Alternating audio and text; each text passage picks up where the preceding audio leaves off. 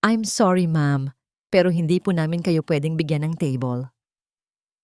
Ang mga salitang yon ay tumama kay Bernarda na parang isang sampal. Mas masakit pa sa sampal. Para siyang binuhusan ng nagyayelong tubig sa harap ng maraming tao. Naramdaman niya ang unti-unting pag-iinit ng kanyang mukha. Ang kahihiyan na gumapang mula sa kanyang dibdib paakyat sa kanyang lalamunan. Ika-80 kaarawan. Ang kanyang ika-80 kaarawan. Dapat sana ay masaya. Dapat sana ay isang pagdiriwang. Ngunit heto siya, nakatayo sa gitna ng isang mamahaling restaurant, tinatanggihan dahil lamang nag-iisa siya. Ang house policy daw, para sa mga couple o grupo lamang, napatingin siya sa paligid, ang mga kumikinang na kubyertos, ang mga nagtatawa ng pamilya sa kanilang mga mesa, ang malamyos na tunog ng piano sa sulok. Lahat ng yon ay tila nangungutya sa kanyang kalagayan. Ito ang paboritong restaurant nila ni Ricardo, ang kanyang yumaong asawa. Dito sila nagdiwang ng halos lahat ng kanilang anibersaryo. Ngayon, ang lugar na puno ng matatamis na alaala ay naging saksi sa kanyang pinakamatinding pag-iisa. Sige, halos pabulong niyang sabi sa manager. Ang boses ay basag dahil sa pinipigilang pag-iyak. Pasensya na sa abala. Nagsimula siyang maglakad palabas. Bawat hakbang ay napakabigat. Pakiramdam niya, lahat ng mata ay nakatuon sa kanya. Bumubulong, humuhusga sa matandang walang kasama sa kanyang kaarawan. Gusto niyang maging invisible. Gusto niyang lamunin na lang siya ng sahig. Nang malapit na siya sa pinto, isang maliit na kamay ang humawak sa laylayan ng kanyang bestida. Napayuko si Bernarda at nakita ang isang batang babae, marahil ay mga 5 o 6 na taong gulang na may malalaking bilugang mata. May hawak itong isang bulaklak na gawa sa tissue paper. Inabot nito sa kanya. Para po sa inyo, Lola, sabi ng bata na may matamis ng ngiti. Bago pa man makasagot si Bernarda, isang lalaki ang lumapit mula sa isang kalapit na mesa. Maayos ang kanyang pananamit. Simple, pero malinis. May mabait na mukha at mga matang nagpapakita ng sinserong pag-aalala. Amelia, anak, malumanay na sabi ng lalaki. Hayaan mo si Ma'am. Papa, malungkot po siya, sagot ng bata. Tumingin ang lalaki kay Bernarda. Pasensya na po kayo sa anak ko, Ma'am. Umiling lang si Bernarda, hindi makapagsalita. Tinanggap niya ang bulaklak na tissue. Napansin ng lalaki ang namumulang mata ni Bernarda at ang bakas ng pagkapahiya sa mukha nito. Nakita rin niya ang pakikipag-usap nito sa manager kanina. Ma'am, sabi niya sa magalang na tono, nakita ko po ang nangyari. Kung okay lang po sa inyo, may isa pa pong bakanting upuan sa mesa namin. Samahan niyo na po kaming maghapunan. Nagulat si Bernarda. Naku, Hiyo, huwag na. Nakakahiya naman. Hindi po, iginiit ng lalaki. Walang sino man ang dapat mag-isang kumakain, lalo na kung mukhang espesyal ang okasyon. Ngumiti ito. Ako po si Damian, at ito ang anak kong si Amelia. May kung anong nag-udyok kay Bernarda na tanggapin ang alok. Marahil ay ang kabaitan sa mga mata ni Damian o ang nangiti ng batang si Amelia. O marahil, pagod na siyang mag-isa. Umupo siya sa kanilang mesa. Nag-order sila ng pagkain. Ang usapan ay magaan lamang. Nalaman niyang isang karpintero si Damian at mag-isa niyang pinalalaki ang kanyang anak matapos pumanaw ang asawa nito. Habang nagkukwento si Damian tungkol sa pagiging isang ama, hindi maiwasan ni Bernarda na mapako ang tingin sa kwintas na suot nito. Isang simpleng leather cord na may pendant na araw. At sa gitna ng araw, may nakaukit na letrang R na nakapulupot sa mga sinag nito. Biglang nanlamig ang buong katawan ni Bernarda. Ang kanyang paghinga ay tila tumigil. Ito iyon, ang kwintas ng kanyang yumaong asawa. Ang kwintas na ipinamana ni Ricardo sa kanilang nag-iisang anak na lalaki. Ang anak na kanyang itinakwil. Hijo, nanginginig ang boses ni Bernarda. Halos hindi niya makilala. Ang kwintas mo, saan mo nakuha yan? Napahawak si Damian sa pendant. Ito po ba? Pamana pa po ito ng tatay ko. Sabi niya, galing pa raw po ito sa lolo ko. Naramdaman ni Bernarda ang pag-ikot ng kanyang mundo. Ang mga tunog sa paligid ay unti-unting nawala. Tanging ang tibok ng kanyang puso ang kanyang naririnig. Kumakabog na parang gustong kumawala sa kanyang dibdib. Anong pangalan ng tatay mo? Tanong niya. Bawat salita ay isang pakikibaka. Ngumiti si Damian, isang malungkot na ngangiti. Ricardo po. Ricardo Reyes Jr. Hindi ko na po siya nakilala ng husto. Maaga po siyang kinuha sa amin. Ricardo Jr. ang pangalan ng kanyang anak. Ang lahat ng hangin ay tila nawala sa mga baga ni Bernarda. Ang lalaking nasa harapan niya, ang mabait na karpinterong ito, ay hindi isang estranghero. Siya ang kanyang apo, ang laman at dugo ng kanyang anak, ang batang matagal na niyang hinahanap, ang batang resulta ng kasalanang pilit niyang ibinabaon sa limot sa loob ng halos 40 taon. Nang magpaalam na sina Damian at Amelia, iniwan ni Damian ang kanyang business card sa mesa. Kung may kailangan po kayong ipagawa, Lola, tawagan niyo lang po ako. Hindi na nakasagot si Bernarda. Napanood lang niya silang maglakad papalayo. Ang kanyang isip ay blanko.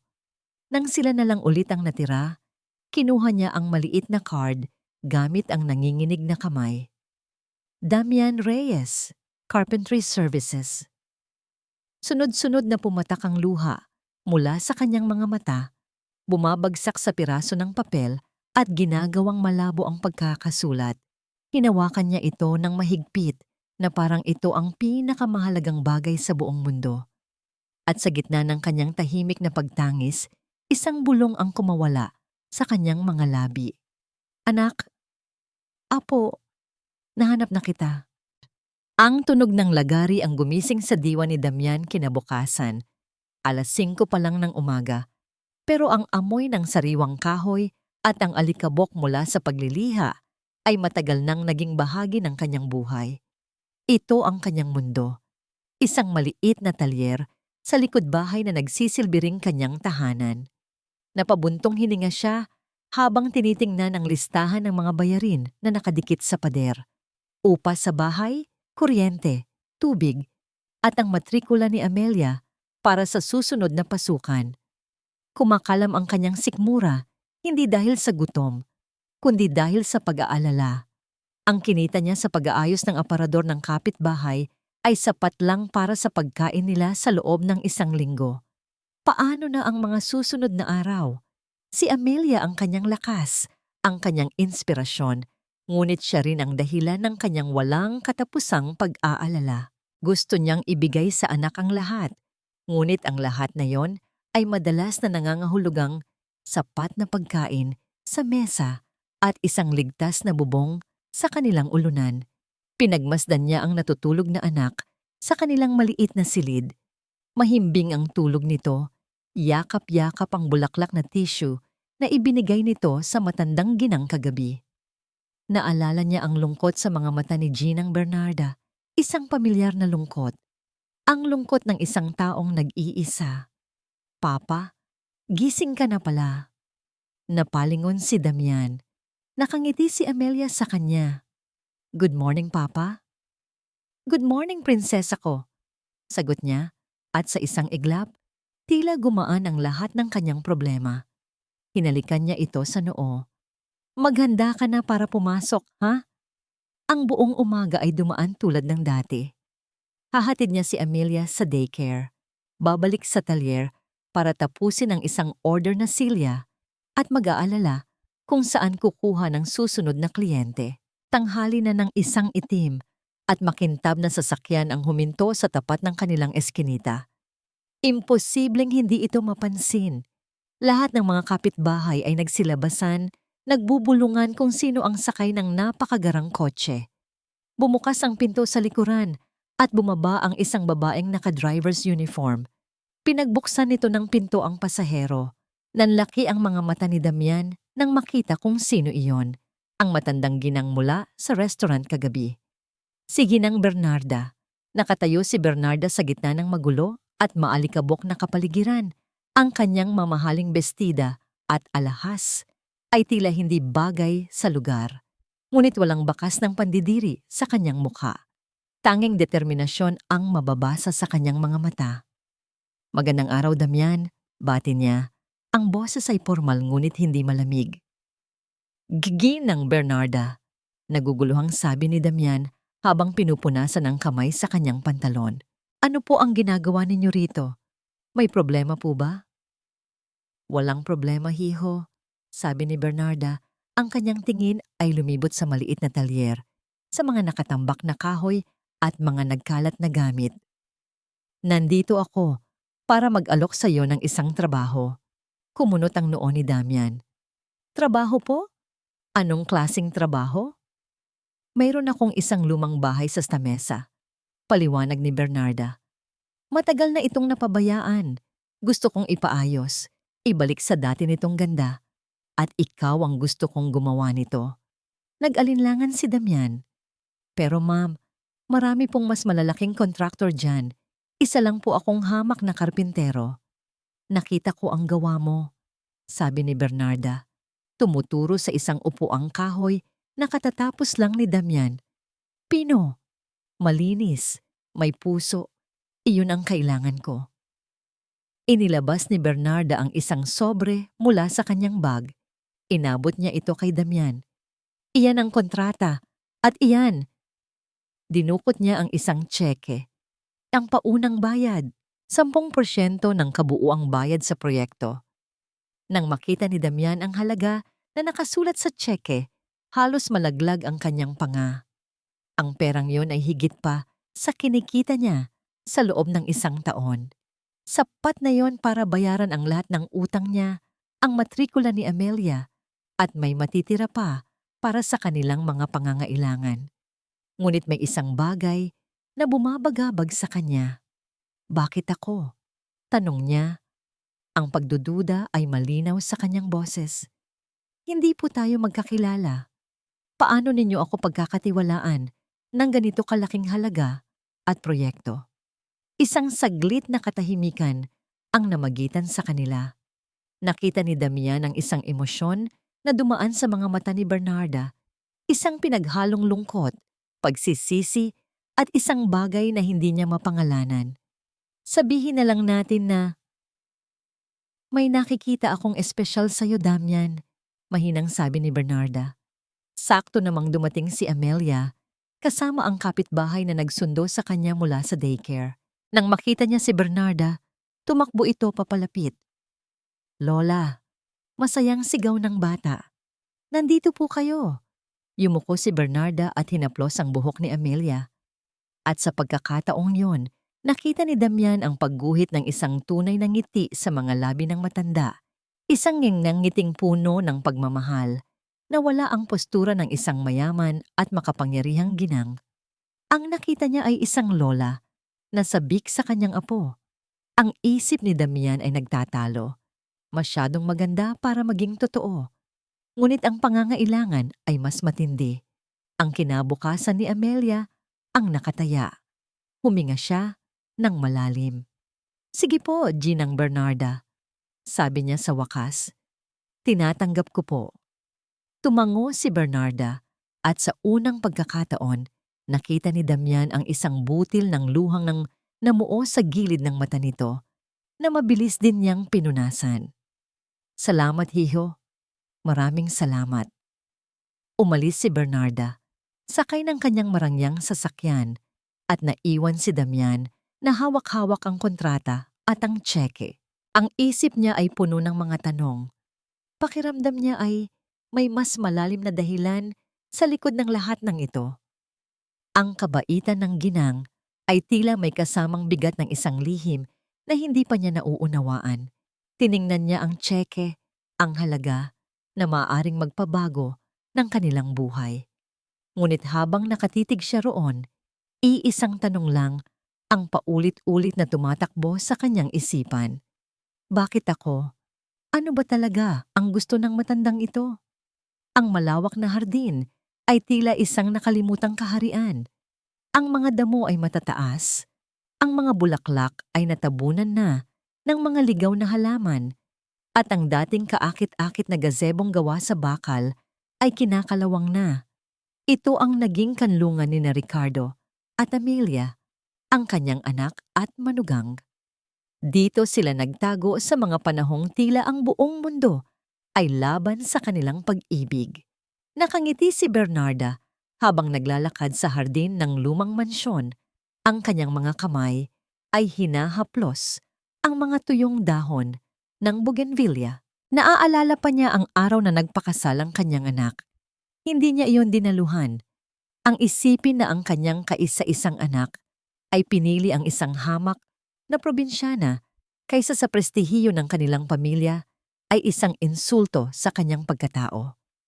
Ngayon, ang bawat sulok ng mansyon na ito ay tila isang parusa, isang paalala ng kanyang mga naging desisyon. Mahal na mahal ka ng anak ko, Ricardo. Bulong niya sa hangin. Pero mas pinili ko ang kapalaluan ko. Ilang sandali pa, dumating si Damian. Nakasuot siya ng pangtrabaho at ang kanyang mga kasangkapan ay maayos na nakalagay sa kanyang toolbox. May kakaibang koneksyon si Damian sa mansyon na ito. Tila ba may invisible na sinulididam na nag-uugnay sa kanya sa bawat dingding, sa bawat lumang sahig. Lola, saan po natin sisimulan? Tanong ni Damian. Ang kanyang boses ay nagpapakita ng profesionalismo. Saan mo gustong simulan, Apo? Nasabi niya sa isip. Ngunit ang lumabas sa kanyang bibig ay, kahit saan, Damian. Ang importante ay maibalik ang dating ganda nito. Nagsimulang magsukat si Damian. Sinusuri ang mga kahoy na bahagi ng bahay, ang mga pader na nangangailangan ng pagkumpuni. Pinagmamasdan siya ni Bernarda. Sa bawat galaw ni Damian, nakikita niya si Ricardo. Ang parehong dedikasyon, ang parehong pagkahilig sa gawaing kamay. Hindi nga nagkalayo ang maglolo. Habang iniisa-isa ni Bernarda ang mga lumang kasangkapan sa loob ng mansyon, huminto siya sa isang lumang aparador na puno ng mga libro. Ito ang paboritong lugar ng kanyang anak. Dito madalas umupo si Ricardo, nagbabasa, nagmumuni-muni. Ngayon, ang aparador na yon ay tila walang buhay, katulad ng mga alaala na gusto niyang ibalik. Tita Bernarda? Nagulat si Bernarda nang marinig ang boses.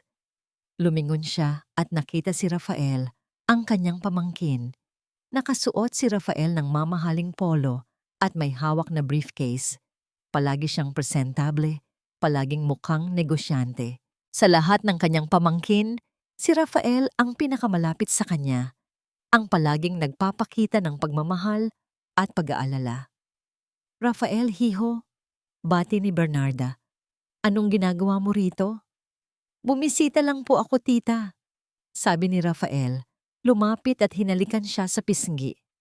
Nag-aalala ako sa inyo. Naririnig ko po na may pinapaayos kayong lumang bahay. Sino po ang gumagawa? Tinuro ni Bernarda si Damian na abala sa pagtatrabaho sa isang sulok ng hardin. Napatingin si Rafael kay Damian, isang mabilis at pinon na pagsusuri. Pagkatapos, ngumiti siya. Ayos pala, tita. Mukhang masipag ang karpintero nyo. Sigurado akong gagaling siya. Lumapit si Rafael kay Damian at inabot ang kamay nito. Ako nga pala si Rafael, pamangkin ni Tita Bernarda. Salamat sa pagtulong sa kanya. Damian po, sagot ni Damian, nakipagkamay kay Rafael. Walang anuman po. Trabaho lang. Tumingin si Rafael kay Bernarda. Tita, sa totoo lang po, medyo nagtataka ako. Bakit po si Damian ang pinili ninyo?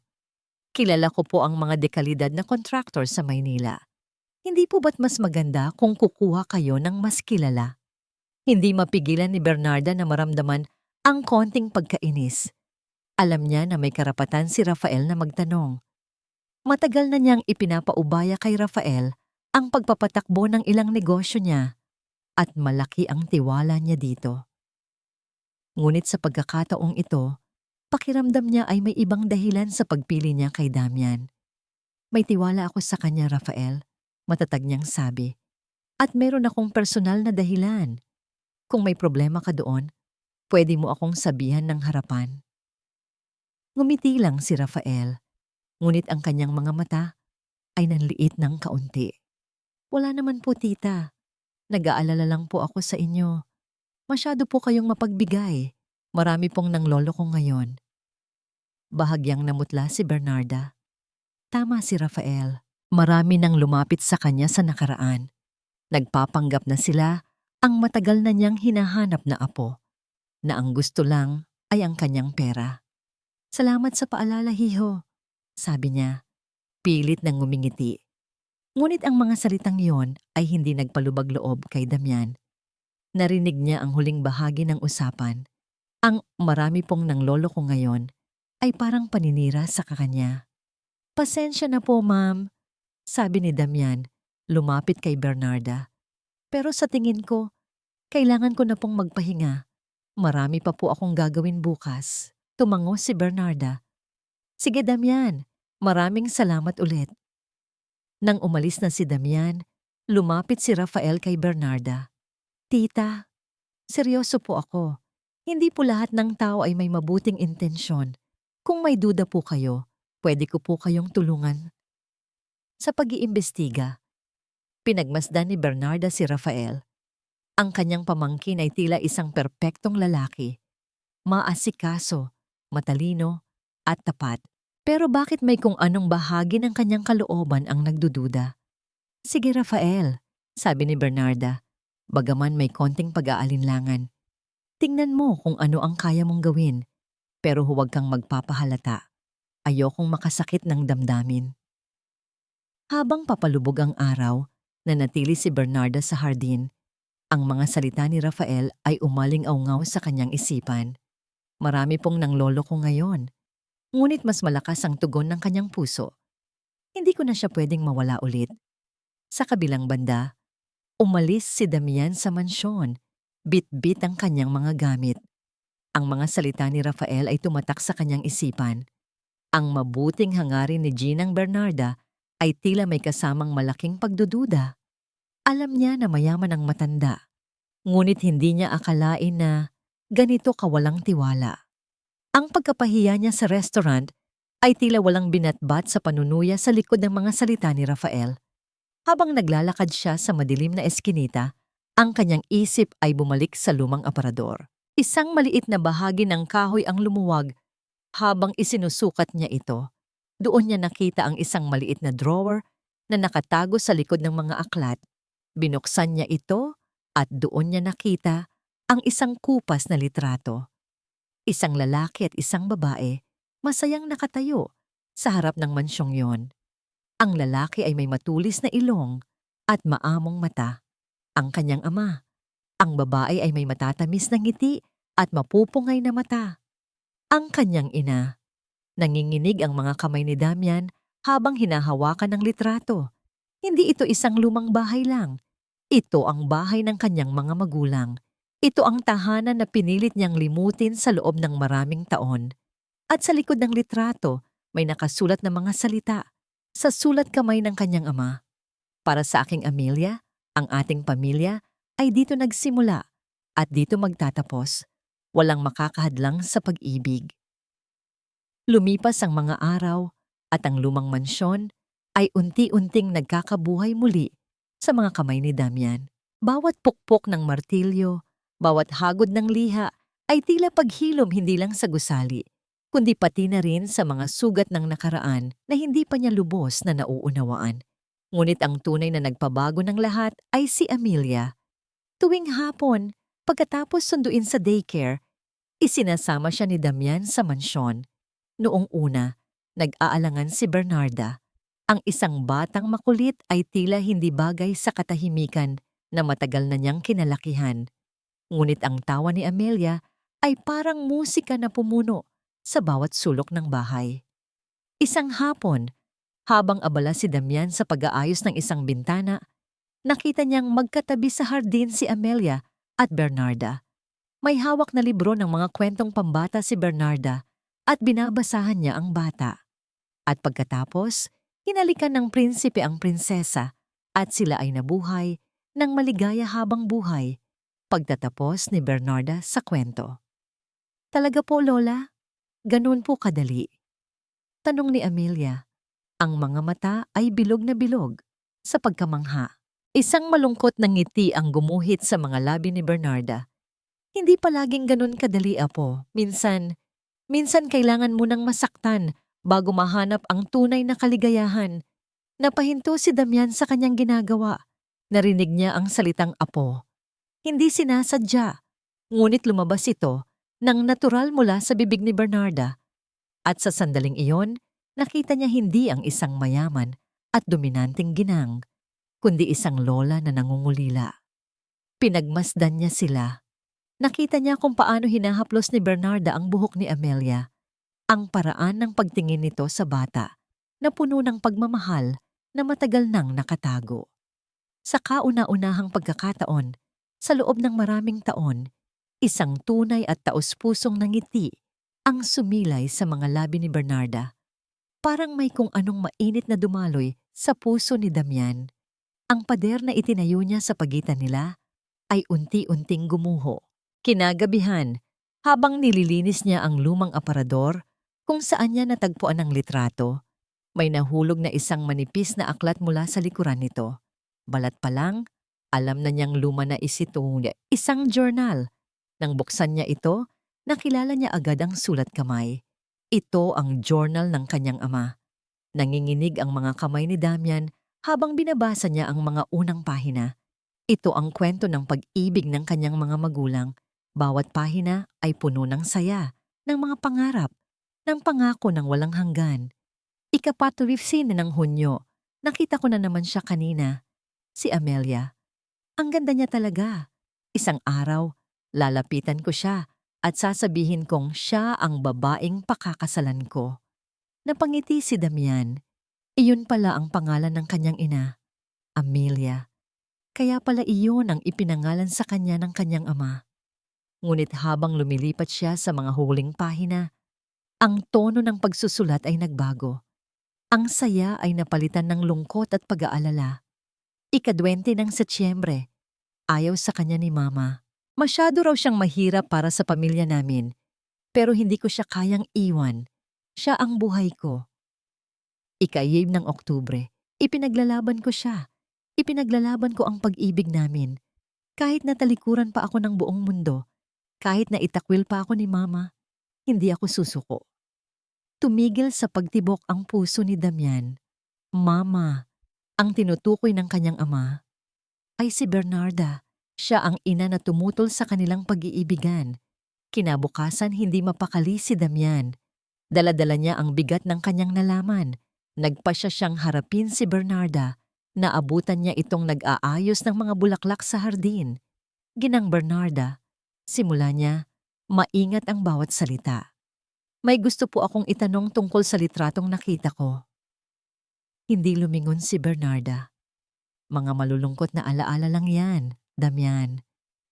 Sila po ba ang dating nakatira dito? Pagpapatuloy niya, tumango si Bernarda. Ang anak ko at ang babaeng minahal niya. Sa mga sandaling iyon, dumating si Rafael. May dala itong basket ng prutas. Tita! Damian! Magandang umaga! Masayang bati nito. Nakita niya ang journal na hawak ni Damian. Wow! Mukhang may nahanap kang kayamanan, Damian.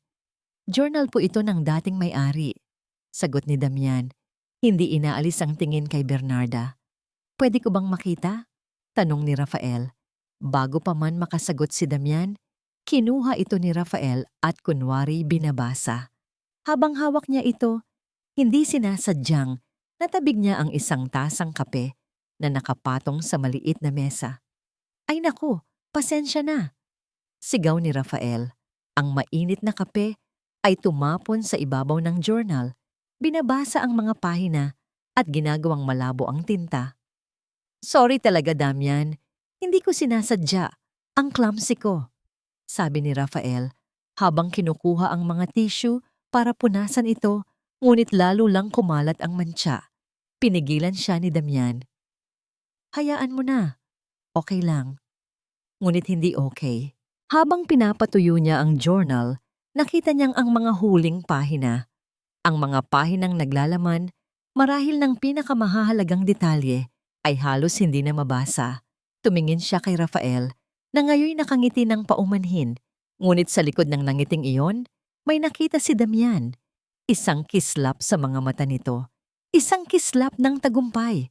At doon, nagsimulang magduda si Damian. Ang insidenteng iyon ay hindi isang aksidente. Ito ay sinadya. Sa bawat araw na lumilipas, ang mansyon ay hindi na lamang isang proyekto para kay Bernarda. Ito ay nagiging isang tulay. Isang tulay na nagdurugtong sa kanya sa apo na matagal niyang nawala. At sa isang kinabukasan na hindi niya akalaing posible pa. Nakikita niya ang unti-unting paglambot ng puso ni Damian, lalo na kapag naglalaro ito kasama ni Amelia sa hardin na dahan-dahan nang bumabalik sa dati nitong ganda. Ngunit kasabay ng pagtubo ng mga bagong bulaklak sa hardin ay ang pagtubo rin ng mga binhi ng duda sa kanyang puso. Maingat na itinatanim ni Rafael. Tita, kamusta na po ang proyekto niyo? Tanong ni Rafael isang hapon habang nagkakape sila sa terasa ng mansyon.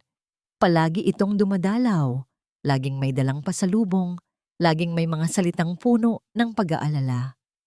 Maayos naman hiho, sagot ni Bernarda. Pinapanood si Damian na nagkakabit ng bagong pintuan. Magaling si Damian, napakasipag. Tumango si Rafael, ngunit ang kanyang mga mata ay seryoso. Alam niyo tita, may naririnig po akong mga kwento tungkol sa kanya sa lugar nila. Napatingin si Bernarda. Anong mga kwento? Nako, mga tsismis lang siguro, tita. Sabi ni Rafael na tila nag-aalangan. Pero sabi po, malaki raw po ang pagkakautang niya dati. May mga pinagkakautangan daw po sa sugal.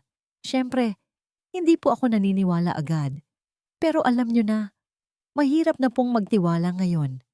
Para itong isang maliit na tinik na bumaon sa puso ni Bernarda. Sugal? Hindi niya iyon maiisip gawin ni Damian. Ngunit ang alaala ng mga taong nanloko sa kanya noon ay bumalik. Mga taong nagpanggap, mga taong handang gawin ang lahat para sa pera. Sa kabilang banda, si Rafael ay tila may sariling paraan para kausapin si Damian. Alam mo Damian, sabi ni Rafael isang araw habang nag-iinspeksyon ng trabaho, saludo ako sa'yo. Hindi madali ang buhay, pero ang tita ko, medyo may pagka-istrikta yan, lalo na pagdating sa pera. Noong araw nga may isa siyang kasosyo sa negosyo matagal na nilang kaibigan, pero nang malaman niyang nalulugi na, agad niyang pinutol ang koneksyon. Ganon siya kapragmatiko. Ang kwento ni Rafael ay simple lang, ngunit ang lason nito ay dahan-dahang kumalat sa isipan ni Damian. Naalala niya ang sinulat ng kanyang ama sa journal. Ayaw sa kanya ni Mama. Masyado raw siyang mahirap para sa pamilya namin. Tila tumutugma ang lahat. Isang araw, hindi napigilan ni Damian na tanungin si Bernarda. Ginang Bernarda, sabi niya habang nagpapahinga sila. Naisip ko lang po, ano po ba talaga ang tingin niyo sa mga taong simple lang ang pamumuhay? Natigilan si Bernarda. Ang tanong ay tila isang patibong. Bakit mo na itanong yan, Damian? Wala lang po. Naisip ko lang po kung sapat na ba ang kasipagan para umasenso sa buhay. Naging depensibo si Bernarda. Pakiramdam niya ay hinuhusgahan siya. Ang kasipagan ay mahalaga, Damian, pero sa mundo ng negosyo, kailangan mo ring maging praktikal. Hindi pwedeng puso lang ang paiiralin mo. Ang sagot niyang yon, na para sa kanya ay isang aral sa buhay, ay naging isang kumpirmasyon sa mga duda ni Damian. Ganoon nga siguro katigas ang puso ng matanda. Ang sitwasyon ay lalong lumala nang ipakita ni Rafael kay Bernarda ang isang folder. Tita, pasensya na po kung pinakialaman ko na to. Malungkot na sabi ni Rafa. Pero nag-alala po talaga ako. Nagpaimbestiga po ako ng kaunti. Nanginginig ang mga kamay ni Bernarda habang binubuksan ang folder. Sa loob ay may mga pekeng dokumento. mga listahan ng utang sa isang kasino, mga promissory note na may pangalan ni Damian. Lahat ay mukhang lehitimo. Hindi, hindi ito totoo, bulong ni Bernarda. Pero ang takot ay nagsimula ng gumapang sa kanyang sistema. Takot na baka ang lahat ng ito ay isang malaking pagkakamali. Takot na baka mawala na naman sa kanya ang apo niya. Dahil sa takot na yon, gumawa siya ng isang desisyon na pagsisisihan niya. Gusto kong malaman ang totoo, sabi niya sa kanyang pinagkakatiwalaang assistant sa telepono. Magpadala ka ng tao. Magtanong-tanong kayo tungkol sa buhay ni Damian Reyes, pero gawin niyo itong tahimik. Ayokong malaman niya. Hindi niya alam na ang bawat galaw niya ay nakaplano na. Ang pagdududa niya ay bahagi ng mas malaking laro. Makalipas ang 2 araw, habang pauwi si Damian, napansin niya ang isang lalaking hindi pamilyar sa kanilang lugar. Nagtatanong-tanong ito sa tindahan ni Aling Nena. Sino po yung Damian na nakatira dyan? Narinig niyang tanong ng lalaki. Bakit, sir? May problema ba? Tanong ni Aling Nena. Wala naman po. May pinapaberipika lang po sa kanya si ma'am. Nang makita ng lalaki si Damian, agad itong umalis. Nanigas si Damian sa kanyang kinatatayuan. Si ma'am, iisa lang ang ma'am, na konektado sa kanya ngayon, si Bernarda. Ang lahat ng namumuong tiwala, ang lahat ng sandali ng pagiging malapit nila sa isa't isa, lahat ay naglaho na parang bula. Pinasusubaybayan siya ni Bernarda. Hindi pala talaga siya nito pinagkakatiwalaan. Para sa kanya, isa pa rin siyang estranghero, isang hamak na karpintero na kailangang siyasatin. Ang sakit na naramdaman niya ay mas matindi pa sa kahirapan. Ito ay sakit ng pagtataksil. Ang mga sumunod na araw ay naging isang malamig na digmaan. Si Damian ay gumagalaw na parang robot, ginagawa ang kanyang trabaho ng walang kibo. Ang kanyang mukha ay isang blangkong maskara. Si Bernarda naman, sa tuwing susubukan niyang magsimula ng isang pag-uusap, ay sasalubungin lamang ng mga matitipid na sagot. Ang namumuong init sa pagitan nila ay biglang nanlamig. Napalitan ng isang yelong pader ng pagdududa. Alam ni Rafael na ito na ang tamang pagkakataon. Nakikita niya ang lamat sa relasyon ng dalawa at handa na siyang basagin ito ng tuluyan. Isang hapon, habang nag-iisa si Damian sa hardin at nagliligpit ng kanyang mga gamit, lumapit si Rafael. Ang mukha nito ay nagpapakita ng malalim na simpatiya at pagkabalisa. Damian, malumanay niyang sabi, pwede ba tayong mag-usap sandali? May kailangan kang malaman. Tiningnan siya ni Damian ng walang emosyon. Tungkol saan? Tungkol kay Tita Bernarda. Tungkol sa mga magulang mo. Sabi ni Rafael, ang kanyang boses ay halos pabulong na. Matagal ko na tong gustong sabihin sa'yo. Pero natatakot ako para kay tita. Pero hindi na kaya ng konsensya ko. Hindi tama na mabuhay ka sa isang kasinungalingan. Nahuli ang atensyon ni Damian. Anong kasinungalingan? Huminga ng malalim si Rafael na para bang naghahanda para sa isang mabigat na revelasyon. Alam kong nabasa mo sa journal ng tatay mo na tutol si tita sa kanila. Pero Damian, hindi lang yon. Lumapit si Rafael. Ang kanyang mga mata ay puno ng awa. Ang totoo, hindi lang siya basta tumutol. Gumawa siya ng paraan para paghiwalayin sila. Naramdaman ni Damian ang panlalamig ng kanyang mga kamay. Anong ibig mong sabihin? Ang nanay mo, Damian. Nagpatuloy si Rafael. Dahan-dahan, bawat salita ay tila isang patak ng lason. Hindi siya umalis dahil gusto niya. Pinilit siyang umalis ni Tita Bernarda. Binigyan niya ito ng pera, isang malaking halaga, para iwan ang tatay mo at lumayo ng tuluyan. Parang isang suntok sa sikmura ang narinig ni Damian. Hindi totoo yan. Sinungaling ka. Umiling si Rafael. Ang mukha ay puno ng kalungkutan. Sana nga nagsisinungaling lang ako, Damian. Pero may pruweba ako. May dinukot si Rafael mula sa kanyang itim na briefcase. Isang lumang dokumento na nakapaloob sa isang plastic na sobre para mapreserba, isang kopya ng isang bank transaction. Nakasulat doon ang pangalan ng kanyang ina, Amelia Serrano, bilang tumanggap. At ang nagpadala, Bernarda Reyes.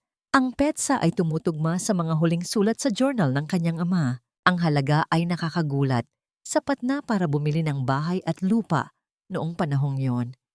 Hindi lang pera ang ibinigay niya, dagdag ni Rafael. Ang boses ay puno ng pait. Tinakot niya ang nanay mo. Sinabi niya na kung hindi siya lalayo, sisirain niya ang buhay nilang dalawa. Gagamitin niya ang lahat ng koneksyon at kapangyarihan niya para siguraduhin hindi na makakabangon pa ang tatay mo. Gumuho ang mundo ni Damian, ang lahat ng kabaitan ni Bernarda, ang pag-aalok ng trabaho, ang mga ngiti nito kay Amelia. Ang lahat pala ay isang malaking pagpapanggap, isang paraan para maibsan ang sarili nitong konsensya. Hindi ito pagtubos, ito ay pagbili. Binili niya ang katahimikan ng kanyang ina noon at ngayon, sinusubukan niyang bilhin ang kanyang kapatawaran. Ang lahat ng pagod, ang lahat ng sakripisyo, ang pag-asa na sa wakas ay magkakaroon sila ni Amelia ng isang buong pamilya. Lahat ay naging isang masamang biro. Nanginig ang kanyang mga kamay habang hawak ang dokumento. Ang piraso ng papel na yon ay hindi lang pruweba ng isang transaksyon sa bangko. Ito ay pruweba ng pagtataksil, ng kalupitan, ng isang durog na puso. Sa di kalayuan, nakita niya si Bernarda na papalabas ng bahay. May dalang isang pitzel ng malamig na juice. Nakangiti ito, isang nangiti na dati nagbibigay sa kanya ng pag-asa. Ngunit ngayon nagmistulang isang insulto. Damian, hiho, Amelia, magmerienda muna kayo. Masayang tawag nito. Tiningnan ni Damian si Bernarda na papalapit sa kanila, walang kamalay-malay sa bombang sasabog. Ang dating init na nararamdaman niya para sa matanda ay napalitan ng nagyeyelong galit. Ang pag-asa ay naging pagkasuklam. Naglakad siya pasalubong kay Bernarda. Ang kanyang bawat hakbang ay mabigat. Ang kanyang mga mata ay malamig na parang yelo. Hawak niya sa kanyang kamay ang katotohanan.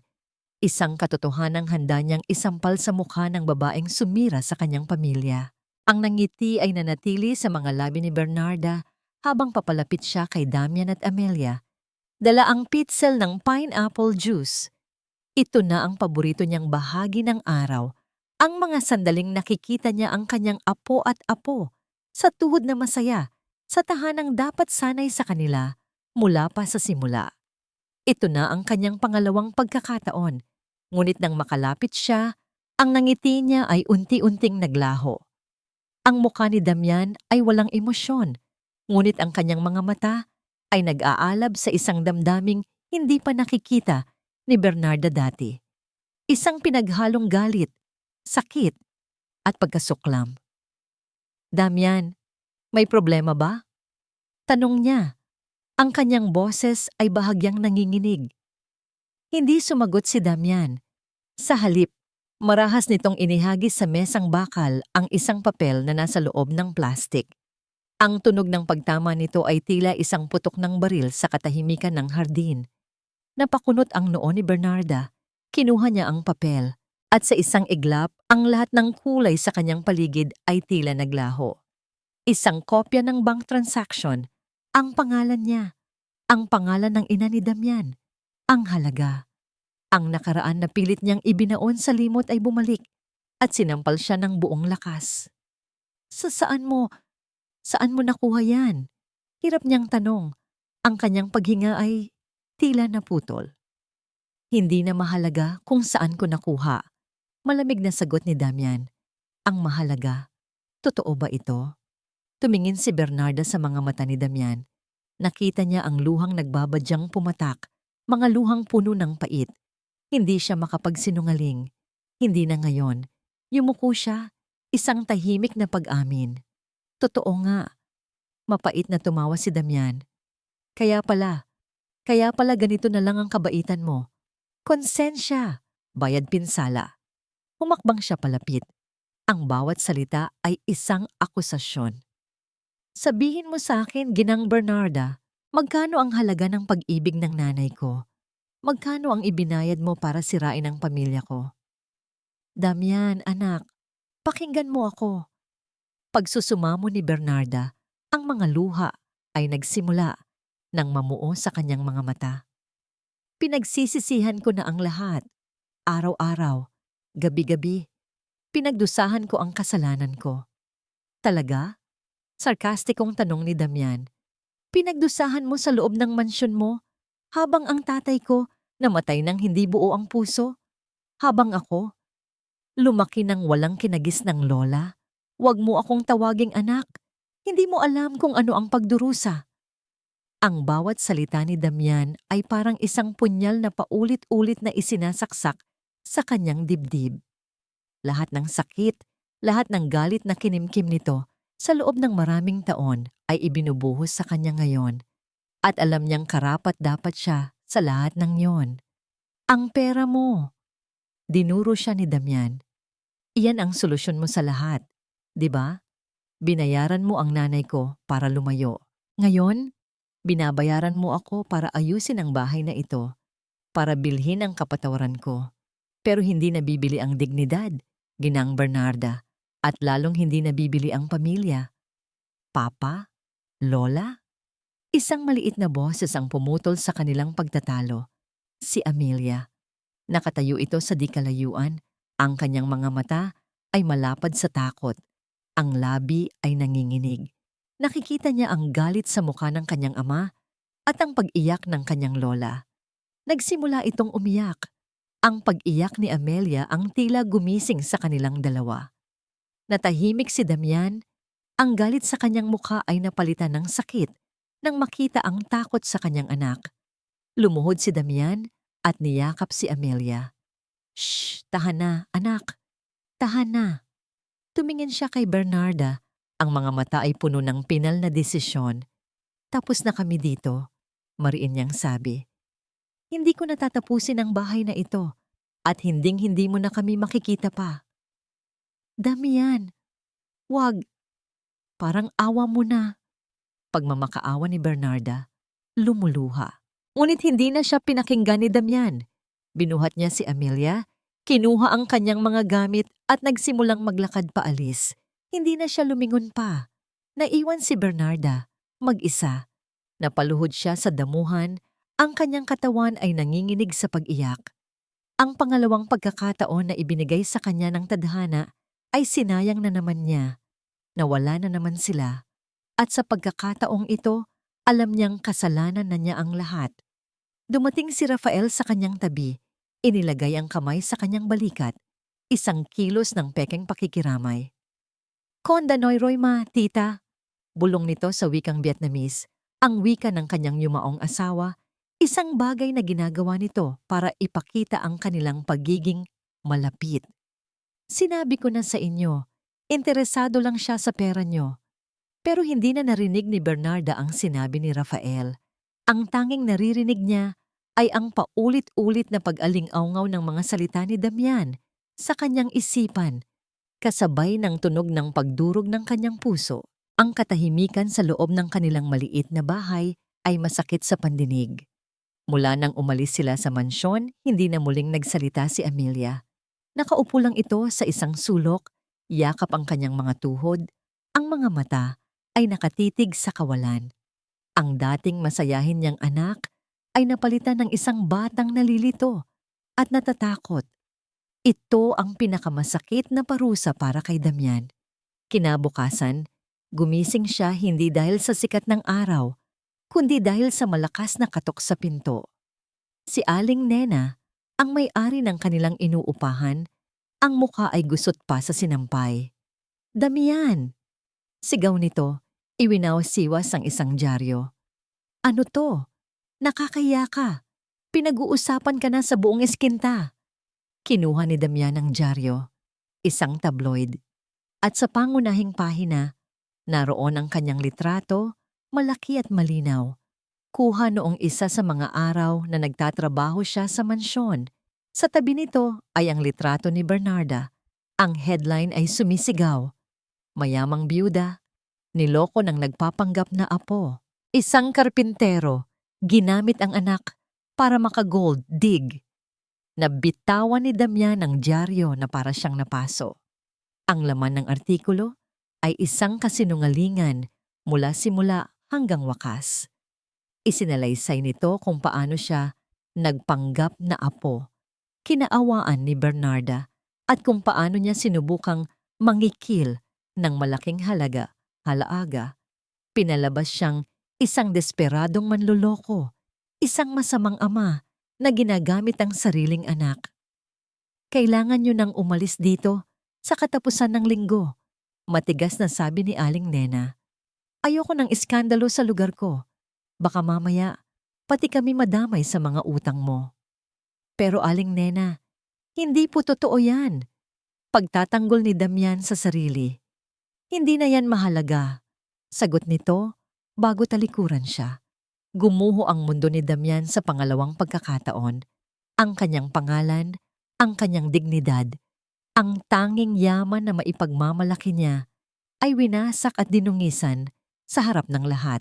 Sinubukan niyang tawagan ang mga dati niyang kliyente para maghanap ng trabaho, kahit anong pagkakakitaan. Ngunit isa lang ang sagot nila, "Pasensya na, Damian, may nakuha na kaming iba." Nabalitaan namin ang nangyari. Mahirap na. Ang balita ay kumalat na parang apoy. Sa isang iglap, siya ay naging isang kriminal sa mata ng lahat. Walang trabaho, walang pera, at malapit nang mawala ng tirahan. Sa gitna ng kanyang desperasyon, isang numero lang ang pumasok sa kanyang isip. Kailangan niyang malaman kung sino ang gumawa nito sa kanya. Si Rafael. Sigurado siyang si Rafael ang may pakana ng lahat. Nagmamadali siyang pumunta sa opisina ni Rafael sa Makati, pero hinarang siya ng security guard sa lobby. Wala si Sir Rafael at may utos po na bawal kayong papasukin dito. Habang nakikipagtalo siya sa guard, isang ambulansya ang humarurot papasok sa parking lot ng gusali. Kasunod nito ang kotse ni Bernarda. Isang empleyado ang tumatakbo papalabas. "Emergency!" Inatake sa puso si Ma'am Bernarda. Nanigas si Damian. Si Bernarda. Sinundan niya ang kaguluhan.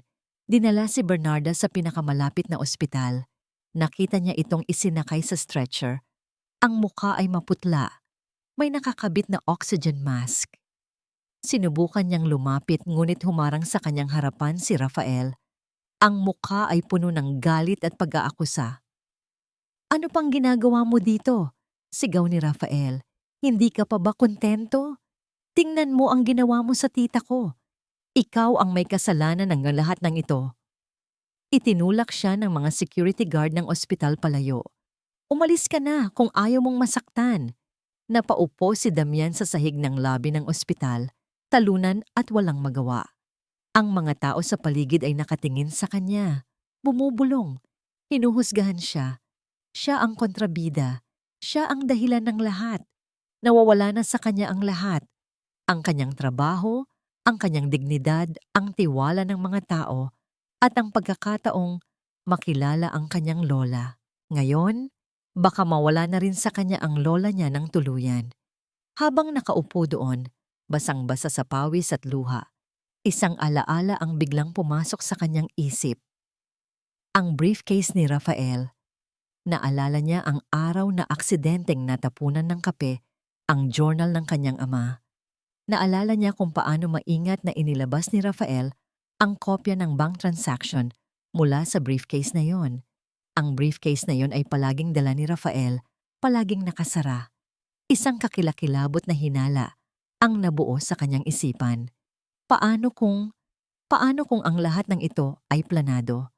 Paano kung hindi lang siya ang biktima, kundi pati na rin si Bernarda? Isang bagong determinasyon ang pumalit sa kanyang desperasyon. Hindi pa tapos ang laban. Kailangan niyang malaman ang katotohanan. Kailangan niyang makita kung ano ang laman ng briefcase na yon. Ang unang bagay na naramdaman ni Bernarda ay ang pamilyar na amoy ng ospital. Dahan-dahan niyang iminulat ang kanyang mga mata. Malabo ang kanyang paningin. Ngunit nakita niya ang isang anino na nakatayo sa tabi ng kanyang kama. "Rafael?" Mahina niyang tanong. "Tita, gising na po kayo," sabi ni Rafael. Ang boses ay puno ng pekeng pag-aalala. "Salamat sa Diyos. Sobra po kaming nag-alala sa inyo." Sinubukan ni Bernarda na bumangon, ngunit pinigilan siya ng kirot sa kanyang dibdib. Naalala niya ang lahat. Ang artikulo sa dyaryo, ang sakit, ang kadiliman. Si Damian. Iyon ang unang pangalang lumabas sa kanyang bibig. Nagbago ang ekspresyon sa mukha ni Rafael. "Tita, huwag niyo na po siyang isipin. Siya po ang dahilan kung bakit kayo nandito. Matapos po ang lahat, gusto pa rin niyang manggulo." May kung anong hindi tama. Pakiramdam ni Bernarda ay may mali sa sinasabi ni Rafael. "Gusto ko siyang makausap." "Hindi po pwede, tita," mariing sabi ni Rafael. "Para na rin po sa kaligtasan niyo. Ang kailangan niyo po ngayon ay magpahinga." Kumuha ito ng isang folder mula sa kanyang briefcase. "Tita, habang nagpapagaling po kayo, kailangan po nating ayusin ang ilang bagay para po maprotektahan ang kumpanya at ang yaman niyo mula sa mga taong tulad ni Damian. Kailangan ko lang po ng pirma niyo dito sa Special Power of Attorney." Tumingin si Bernarda sa dokumento pagkatapos ay sa mukha ni Rafael. Sa unang pagkakataon, nakita niya ito ng malinaw. Ang kasakiman sa mga mata nito, ang pagkainip na nakatago sa likod ng maskara ng pag-aalala. Hindi ito pag-aalala, ito ay oportunismo. "Hindi," mahina, ngunit matatag niyang sabi. "Hindi ako pipirma hanggat hindi ko nakakausap si Damian." POV, Damian.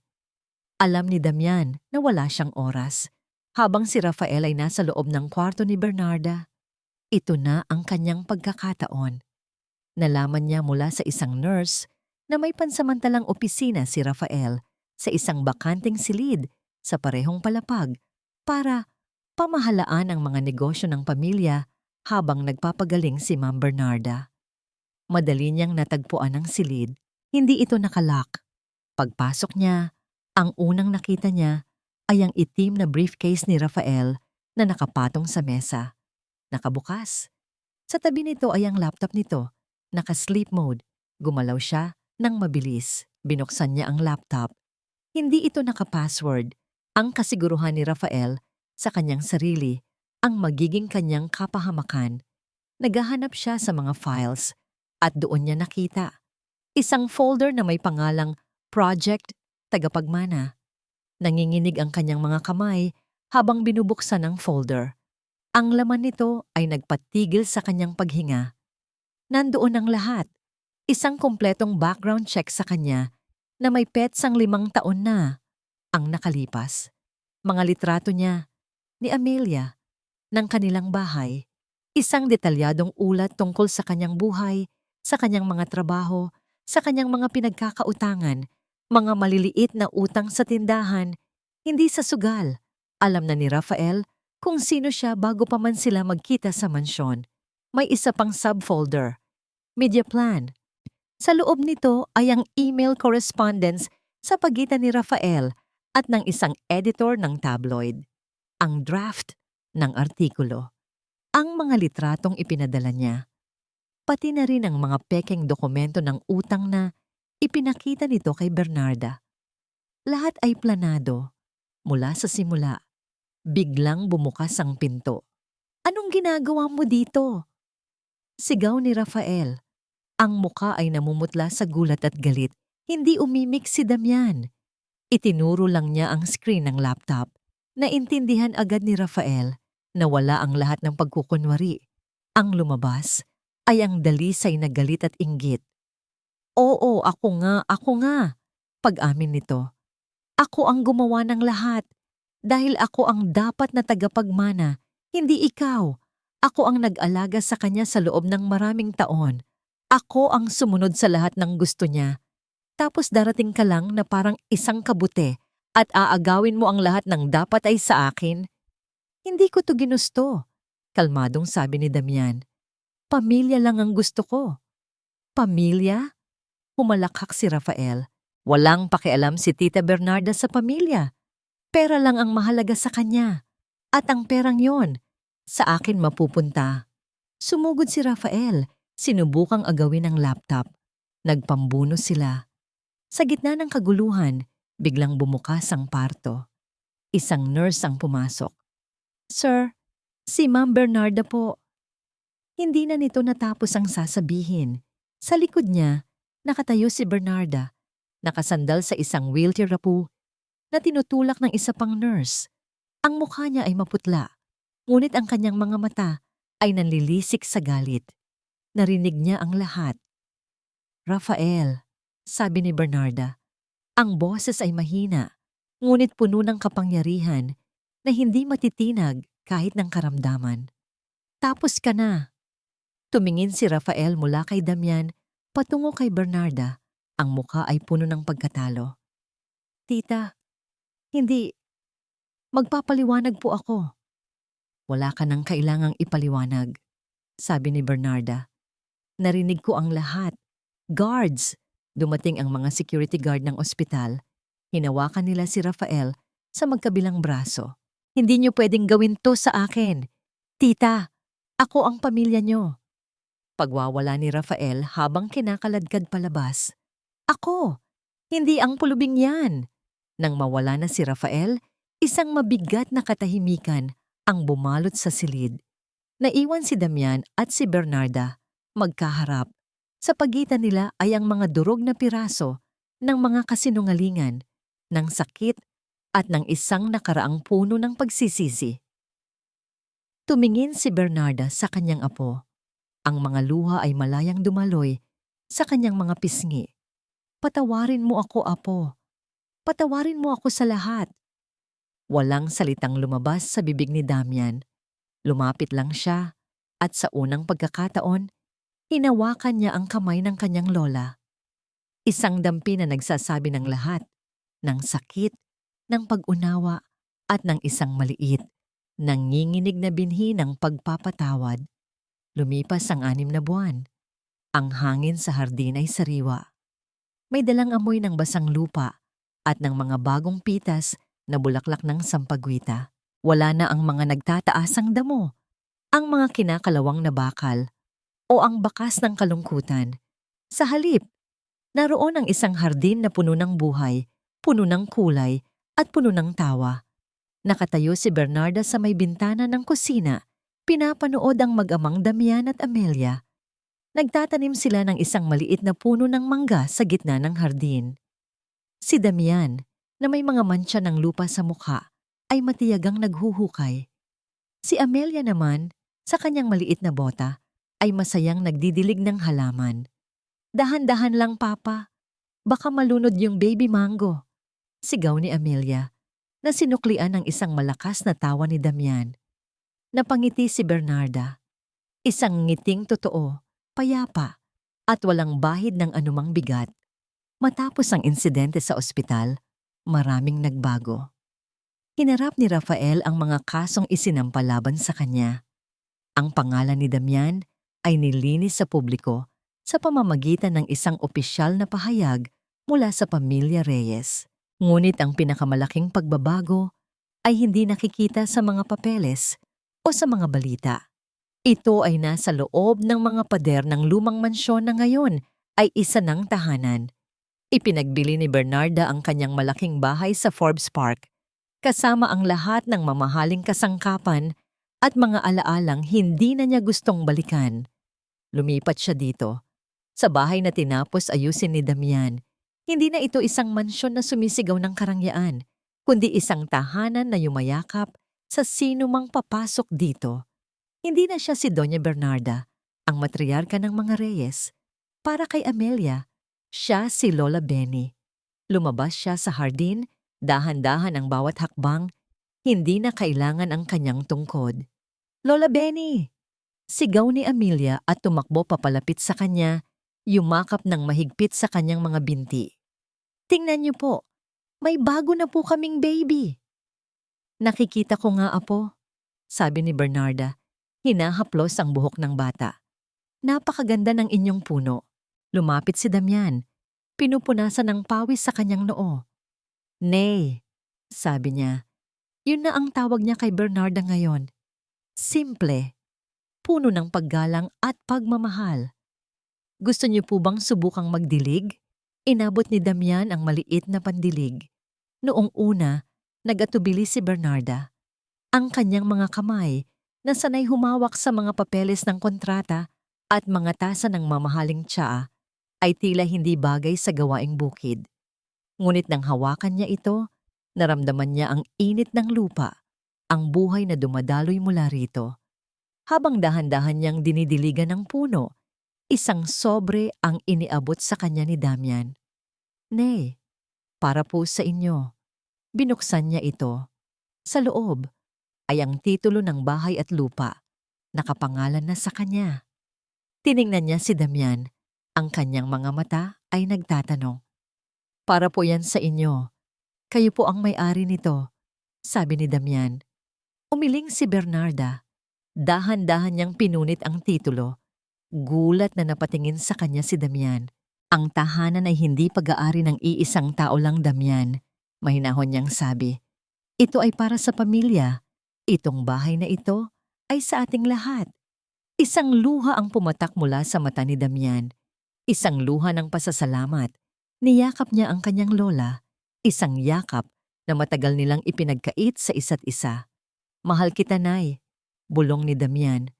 "Mahal na mahal din kita, apo ko," sagot ni Bernarda. Ang puso ay umaapaw sa kaligayahan na hindi kayang bilhin ng kahit anong yaman sa mundo. Lumapit si Amelia at yumakap sa kanilang dalawa. Isiniksik ang sarili sa gitna. Group hug. Natawa silang tatlo. 3 henerasyon, pinagbuklod ng sakit ng nakaraan, ngunit pinaghilom ng kapangyarihan ng pagpapatawad. Habang papalubog ang araw, pinagmasdan ni Bernarda ang kanyang pamilya. Naintindihan niya na ngayon. Ang tunay na pamana ay hindi ang mga ari-arian na iniiwan mo. Ito ay hindi ang pangalan na itinatayo mo. Ang tunay na pamana ay ang pag-ibig na ibinabahagi mo, ang mga sugat na pinaghihilom mo, at ang pamilya na binubuo mong muli. At sa ilalim ng papalubog na araw, sa hardin na puno ng mga bagong simula, naramdaman ni Bernarda sa kauna-unahang pagkakataon sa kanyang 80 taon na siya ay tunay na mayaman, tunay na buo, tunay na masaya.